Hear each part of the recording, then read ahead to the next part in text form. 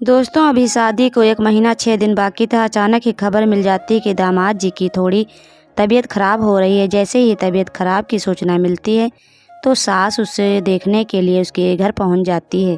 पहली बार ही पहली मुलाकात थी। अभी तक तो दोनों सिर्फ फ़ोन पर बातचीत किया करते थे। सुबह से लेकर शाम तक के लिए सास गई हुई थी, लेकिन दामाद जिद करने लगता है, अगर आपको कोई एतराज़ ना हो तो आज यहीं पर रुक जाओ। सास जैसे ही उस रात रुक जाती है तो वह दोनों एक साथ एक बिस्तर पर ही सो जाते हैं और इस बात का किसी ने कोई अंदाज़ा नहीं लगाया था इनके बीच में आखिरकार क्या हुआ।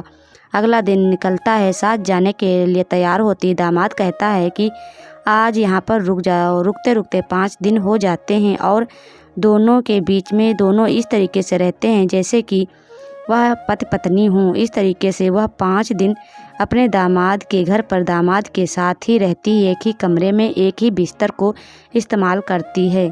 इस गांव की कहानी एक महिला का नाम होता है सपना देवी। सपना देवी अपने पति जिसका नाम जितेंद्र उर्फ जीतू होता है। यह सच्ची घटना है उत्तर प्रदेश के जिला अलीगढ़ की। वहाँ एक गांव लगता है मनोहरपुर कायस्थ। दरअसल इस गांव की रहने वाली एक महिला का नाम होता है सपना देवी। सपना देवी अपने पति जिसका नाम जितेंद्र उर्फ जीतू होता है उससे कहती है कि देखो, अभी शादी में कुल 9 दिन बाकी हैं और 6 अप्रैल 2025 की यह तारीख आ चुकी है। आपको मेरी बहन के यहाँ पर जाना चाहिए। जाकर आप कार्ड देकर आइए। जितेंद्र ने यह बात सुनी। वह सपना देवी की बात सुनने के बाद सीधा उसकी बहन के घर पहुँच जाता है। शादी का कार्ड देकर जो आसपास के इलाके थे वहाँ भी कार्ड बांट देता है। जब वह कार्ड देकर वापस लौट कर आता है तो 6 अप्रैल 2025 की रात लगभग 8 साढ़े 8 बजे की बात है। जीतू ने अपनी बेटी शिवानी से पूछा, बेटा तुम्हारी माँ दिखाई नहीं दे रही। तो बेटी कहती है कि पिताजी वो तो शाम 4:30 बजे के आसपास घर से निकली थी। यह कहकर कि मैं बाजार जा रही हूँ, मुझे कुछ खरीदारी करनी है और थोड़ा सा वक्त लग जाएगा। जैसे ही पिता ने यह बात सुनी उसने अपनी पत्नी को फ़ोन लगाया। फ़ोन लगाने के बाद अपनी पत्नी से बातचीत करने की जैसे ही कोशिश की तो पत्नी ने कहा कि बस मैं पहुंचने वाली ही हूँ।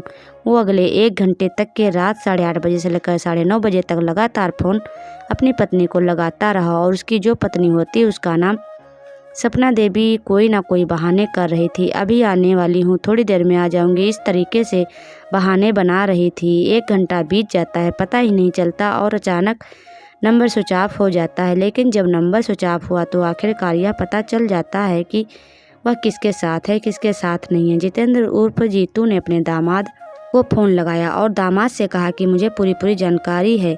जो मेरी पत्नी के साथ सपना देवी वो तुम्हारे साथ हैं, मेरी बात कराओ। वो शुरुआत में राहुल नाम का जो उसके दामाद ने कहा कि मेरे साथ नहीं है, लेकिन जब ससुर ने बार बार रिक्वेस्ट की तो आखिरकार राहुल यह कहने लगता है कि अब यह इसकी चिंता करना आप छोड़ दीजिए। आपके साथ वह 18 साल से रही हैं, अब वह मेरे साथ रहेंगी। तुमने इसको कितना परेशान किया है। तुम्हारी पत्नी यानी कि अपनी सास का मैं ख्याल रखूँगा, मैं उसके जीवन का साथी बनूँगा। जैसे ही यह बात आती है उधर से फ़ोन पर आखिरकार जो ससुर होता है जितेंद्र उर्फ जीतू उसके पैरों तले ज़मीन खिसक जाती है। इस तरीके से ससुर और दामाद में बातचीत होती है और आपस में लड़ाई झगड़ा भी हो जाता है। जीतू सोचकर परेशान हो जाता है कि आखिर ये सब क्या हो रहा है। वह अपने घर की इज्जत को इस तरीके से नीलाम कर रही है। ये सब सोच करके वह बहुत परेशान हो जाता है।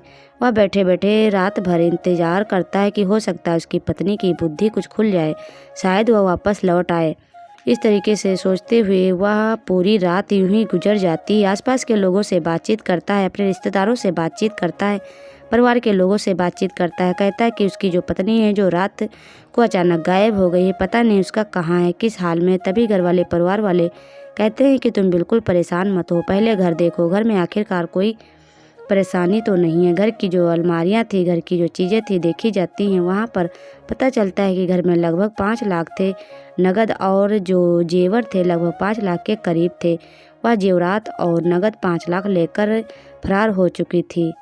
दूसरा नगदी और जेवरात भी गायब हो चुकी थी। अब यह व्यक्ति बहुत परेशान हो जाता है। अपने ही कुछ साथियों को लेकर नज़दीकी पुलिस स्टेशन पहुँच जाता है। वहाँ पर जाने के बाद कहानी सुनाता है। कहता है कि साहब, अक्टूबर 2025 की बात है। राहुल नाम के एक लड़का है जिसकी उम्र लगभग 20 साल के आसपास है। उसके पिता का नाम लाल बहादुर है जो मछरिया गांव का रहने वाला है, जिला जिसका अलीगढ़ है। उससे उसकी बेटी की शादी तय हुई थी। बेटी जो है उसकी 8वीं क्लास तक पढ़ी हुई है। नाम उसका शिवानी है। इन दोनों की शादी तय हुई। इसके कुछ ही दिनों के बाद लगभग 1 महीना या 1.5 महीना या 2 महीने का समय बीता होगा और सास और दामाद दोनों आपस में बातचीत करना शुरू कर देते हैं। दरअसल जब यह रिश्ता लगा था तब वो बीच में आ जाता है। वो कर्नाटक की राजधानी बेंगलुरु में रहकर फेरी का काम करता था। कपड़े का व्यापार करता है। गांव-गांव जाकर शहर शहर जाकर कपड़े बेचता है। इस तरह का उसका बिजनेस है, उसका व्यापार है। वो घर पे कम रहता है। अब जब भी घर पे फ़ोन करता तो पता चलता है कि उसकी पत्नी व दामाद से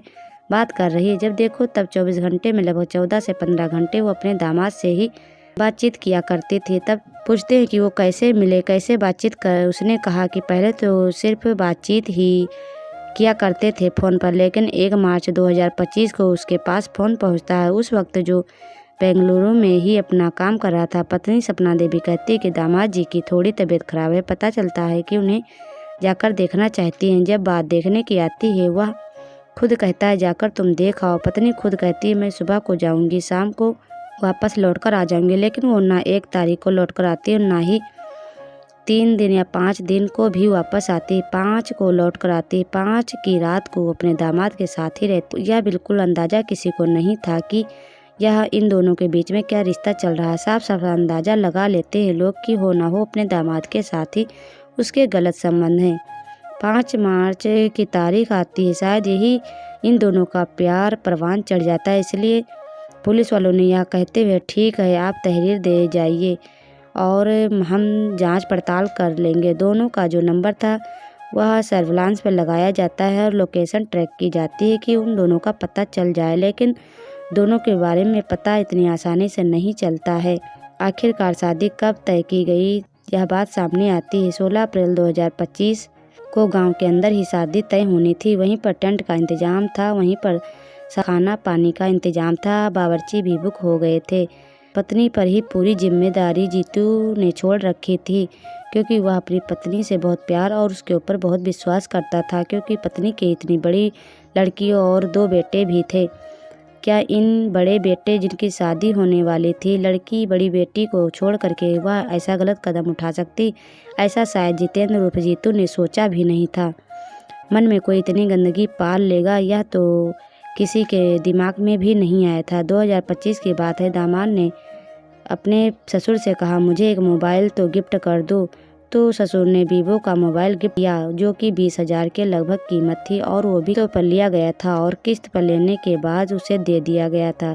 उसे यह नहीं जानता था कि इस फ़ोन का भी वो गलत इस्तेमाल करेंगे। आखिरकार इस फ़ोन जो बहुत ही परेशानी से लेकर दिया था वह उनकी ज़िंदगी या उनके परिवार को तोड़कर रख देगा। इस घटना ने सोशल मीडिया पर हिंदुस्तान को हिलाकर रख दिया है। लोगों को सोचने पर मजबूर कर दिया है कि एक सास ने आखिरकार ऐसा क्यों कदम उठाया, जबकि वो उसकी बेटी से महज 2 साल बड़ा है। बेटी 18 साल की है तो दामाद 20 साल का है। ऐसा क्यों किया है? बस यही सोच कर बेटी का बुरा हाल है, उसके पति का भी, साथ ही पूरे समाज का भी सोच कर भी बुरा हाल है। आखिरकार यह समाज किस ओर जा रहा है? समाज में सब क्या हो रहा है? आखिर आने वाले दिनों में इतना अपराध क्यों हो रहा है?